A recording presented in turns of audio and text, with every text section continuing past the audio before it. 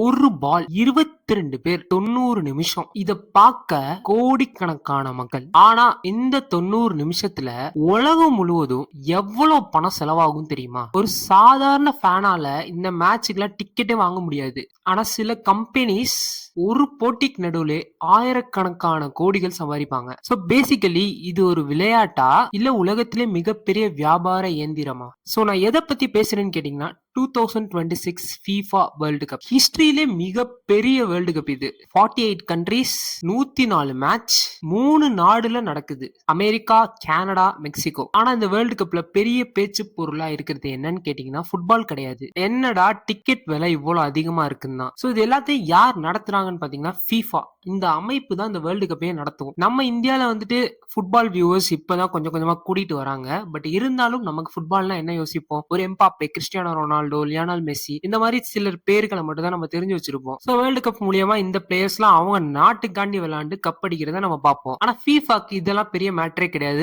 அவங்களுக்கு வேர்ல்டு கப்னா அது ஒரு ரெவென்யூ மிஷின். பல வருட வருமானத்தை உருவாக்கி தர்ற தொழில் இது. ஒரு வேர்ல்டு கப் முடிச்சோன்னே அந்த ஃபீஃபா கம்பெனியோட பேங்க் அக்கௌண்ட்டை நீங்க போய் பாத்தீங்கன்னா அது எவ்வளவுக்கு ஈக்குவலா இருக்கும்னா ஒரு பெரிய மல்டிநேஷனல் கம்பெனியோட ப்ராஃபிட், அதாவது ஆனுவல் ப்ராஃபிட், ஒரு முழு வருஷத்தோட ப்ராஃபிட்டுக்கு ஈக்குவலா இருக்கும். அதனாலதான் எல்லா நாடும் போட்டி போடுறாங்க, எங்க ஊர்ல இந்த வேர்ல்டு கப் நடத்துங்க, எங்க ஊர்ல நடத்துங்கன்னு. சோ இதெல்லாம் நம்ம பெருமைக்காண்டிதான் நம்ம நாடு எல்லாம் வாங்கி இதை நடத்துதுன்னு நினைக்கிறீங்களா? கண்டிப்பா கிடையாது. பணம், அதிகாரம், டூரிசம், குளோபல் பிராண்டிங் எல்லாமே இதுல இருக்கு. சோ இப்ப அவங்க வேர்ல்டு கப் நடத்துறதுக்கு அவங்களுக்கு என்ன செலவாகும்னு பார்ப்போம். பொதுவா நம்ம என்ன நினைப்போம்னா ஸ்டேடியம் ரெடி பண்ணுவாங்க, போட்டி நடத்துவாங்க, முடிஞ்சு. பட் இது நடத்துறது அவ்வளவு சிம்பிள் கிடையாது. செக்யூரிட்டி ரொம்ப டைட்டா இருக்கணும். ஏன்னா எல்லா நாட்டுக்காரங்களும் இதை வந்து பார்ப்பாங்க. டிரான்ஸ்போர்டேஷன் அதிகப்படுத்தணும், ஏர்போர்ட்ஸ் எல்லாம் எக்ஸ்பேண்ட் பண்ணணும், ஹோட்டல்ஸ் எல்லாம் இன்னும் அப்கிரேட் பண்ணணும், எப்பவுமே எமர்ஜென்சி சர்வீஸ் எல்லாம் எல்லா இடத்துலயும் அவைலபிளா இருக்கணும், ஃபேன்ஸுக்குன்னு தனியா ஜோன்லாம் ரெடி பண்ணி கொடுக்கணும். ஸோ நல்லா பாத்தீங்கன்னா இதெல்லாம் பண்றதுக்கு எவ்வளவு காசு செலவாகும்? கிட்டத்தட்ட $1 பில்லியன் கூட செலவாகும். பேசிக்கா சிம்பிளா புரிஞ்சுக்கணும்னா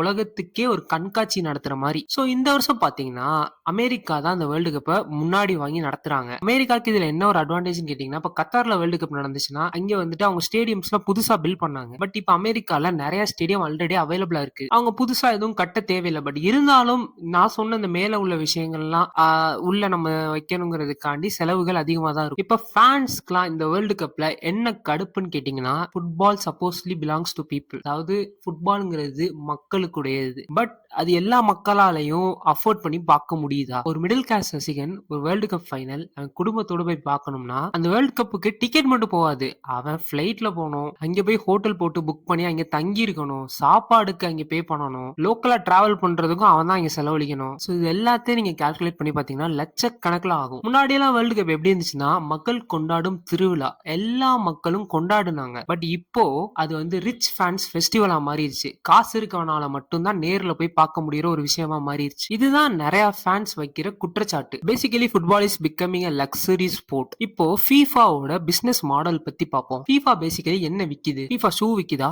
கார் விக்குதா, இல்ல வேற எதுவும் விக்குதா? ஃபீஃபா வந்து மக்களோட அட்டென்ஷனை விக்குது. உலகத்திலே மிக உயர்ந்த பொருள் எதுன்னு என்ன கேட்டீங்கன்னா நான் என்ன சொல்வேன்னா அட்டென்ஷன். கோடிக்கணக்கான மக்கள் ஒரே நேரத்துல ஒரு நிகழ்ச்சியை பாக்குறாங்க. அதுதான் இந்த ஃபீஃபாவோட ப்ராடக்ட். இது எல்லாத்தையுமே என்ன பண்றாங்க? ஸ்பான்சர்ஸ் வாங்கிடுறாங்க, பிராட்காஸ்ட் கம்பெனிஸும் வாங்கிடுறாங்க, அட்வர்டைசர்ஸும் வாங்கிடுறாங்க. அதுக்காக இவங்க ஃபீஃபாட்ட கோடிக்கணக்கில் பணம் கொடுக்குறாங்க. ஃபார் எக்ஸாம்பிள் இப்ப நீங்க ஒரு டிவில ஒரு மேட்ச் பாக்குறீங்க, போர்ச்சுகல் வர்சஸ் அர்ஜென்டினா. நமக்குலாம் அது என்னது? ஒரு மேட்ச். பட் டிவி சேனல்ஸ்க்கு அது ஒரு இன்வெஸ்ட்மெண்ட். அந்த மேட்ச்ல ரொனால்டோவோ மெஸ்ஸியோ ஒரு கோல் போட்டா நம்ம என்ன பண்ணுவோம்? ஜாலியா செலிப்ரேட் பண்ணுவோம். பட் டிவி சேனல்ஸும் அட்வர்டைசர்ஸும் என்ன மாதிரி யோசிப்பாங்கன்னு பாத்தீங்கன்னா, இந்த மேட்சை பார்க்கும்போது நம்ம அவங்க போட்டிருக்க ஜெர்சியில இருக்கிற லோகோஸை பாக்குறோம். இதுக்கு பேரு தான் ஸ்போர்ட்ஸ் எக்கனாமிக்ஸ்.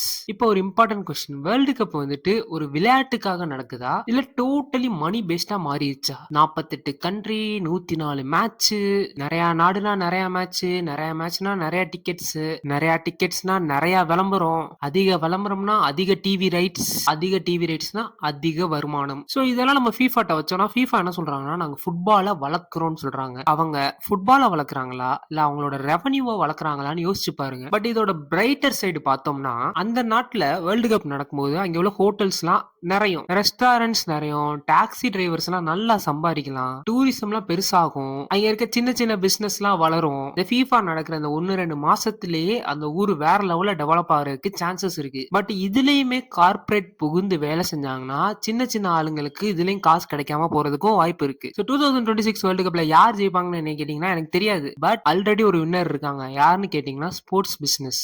அவங்களுக்கு யார் ஜெயிச்சாலும் அவங்க சம்பாதிக்க போற காசை சம்பாதிக்க தான் போறாங்க. ஸோ நெக்ஸ்ட் டைம் நீங்க வேர்ல்டு கப் பார்க்கும்போது ஜஸ்ட் மேட்சை மட்டும் பார்க்காம இதுக்கு பின்னாடி என்னென்ன நடக்குதுன்னு நல்லா யோசிச்சு பாருங்க. எல்லாத்துக்கும் பின்னாடி இருக்கிற பாலிடிக்ஸை யோசிச்சு பார்த்தோம்னா தான் the true intent of the company நமக்கு புரியும். அதாவது அவங்களோட ரியல் நோக்கம் என்னன்னு நமக்கு புரியும். பட் நான் என்ன சொன்னாலும் ஃபுட்பால்ங்கிறது ஆல்ரெடி பில்லியன் டாலர் ஸ்போர்ட்ஸா மாறிடுச்சு அண்ட் ரிச் பீப்புள்ஸ் ஃபெஸ்டிவலாவும் மாறிடுச்சு. நான் தேடி பார்த்த வர ஃபைனல் கேம்ஸோட டிக்கெட்லாம் வந்துட்டு ஐஎன்ஆர்ல பாத்தீங்கன்னா விஐபி டிக்கெட்ஸ்லாம் கிட்டத்தட்ட 60 லட்சத்துல இருந்து 85 லட்சம் வரை இருக்கும்னு சொல்றாங்க. ஏன்னா குரூப் ஸ்டேஜ் டிக்கெட்லாம் $60, அதாவது கிட்டத்தட்ட 5000 சொன்னாலும் அதை எல்லாரும் வாங்கி பிளாக்ல வந்துட்டு கூட லட்சக்கணக்கில் விற்கிறதாகவும் நான் கேள்விப்பட்டேன். ஸோ இந்த மாதிரி நம்மளே பண்ணுனா அப்புறம் ஒரு ஆவரேஜான ஃபேன் எப்படி போய் அந்த மேட்சை என்ஜாய் பண்ண முடியும்? ஸோ இதுல ஃபீஃபா மட்டும் பிளேம் பண்றதா இல்ல எல்லாரையும் பிளேம் பண்றதான்னு எனக்கு தெரியல. ஏன்னா எல்லாருமே இதை வந்து ஒரு டோட்டல் பிசினஸ் மாடலா மாத்திட்டாங்க. ஸோ நான் இதோட இந்த வீடியோ முடிச்சுக்கிறேன்.